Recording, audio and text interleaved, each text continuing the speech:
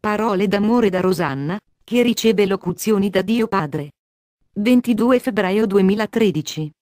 Gli animi sono sempre più assetati e molti non si accorgono di iniziare a rigettare tutto ciò in cui avevano creduto e riposto tutte le loro risorse e fiducia, constatando con un nuovo intendimento quanto vuoto ci fosse in quelle realtà.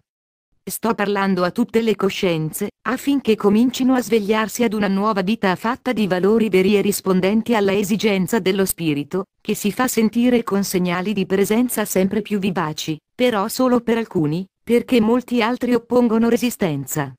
Sconfiggere il male significa prima di tutto scegliere il bene.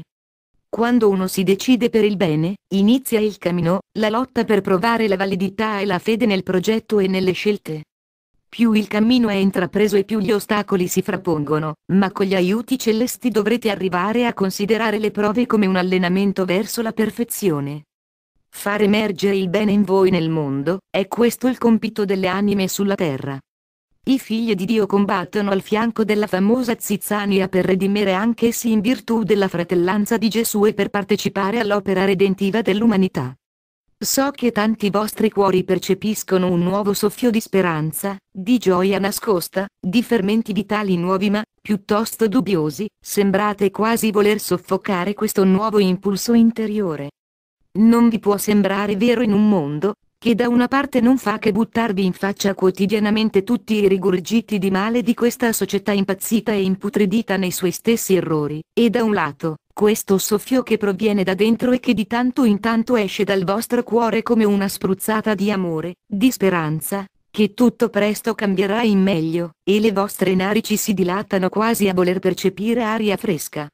Imparate a discernere sempre l'acqua fresca, perché prossimamente vi stupirete di certe leggi e innovazioni, che proverranno dalla mia Chiesa malata, anzi agonizzante, di cui molti rappresentanti, ormai nello spirito del mondo, sembrano voler cancellare il senso del peccato nella società.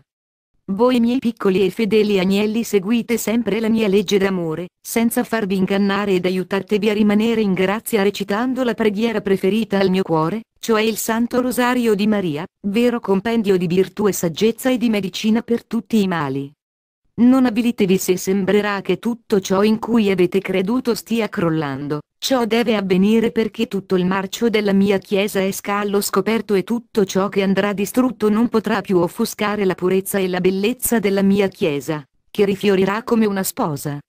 Stringiamoci tutti intorno alla Chiesa vera, quella nascosta, piccola, umile, come una violetta nascosta tra i rovi e fervente. Pregate con amore, che presto finiscano i pericoli, gli inganni e le frodi, e che le menzogne tacciano, che trionfi la verità di Gesù Cristo. Molte mie anime fedeli si stanno immolando, offrendo a me per la gloria del mio corpo mistico. Ai miei piccoli cuori stendo l'invito alla preghiera e all'amore ai fratelli. Vi unisco tutti a me circondandovi nel mio abbraccio cosmico d'amore. Vostro Padre Onnipotente.